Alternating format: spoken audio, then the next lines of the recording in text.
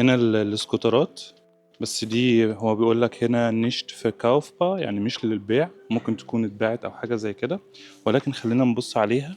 الاسعار دي كلها جديده، ده عامل 355 من شاومي، اللي هو الفور جي اي سكوتر. تمام. انت ممكن تبحث بقى بالاسم على، او توقف الشاشه مثلا وتبحث بيه على امكانياته على النت وشوف يعجبك ولا لا. السعر ممتاز جدا. انا السكوتر بتاعي كنت جايبه ب 800 يورو بس عشان كان بيتطبق.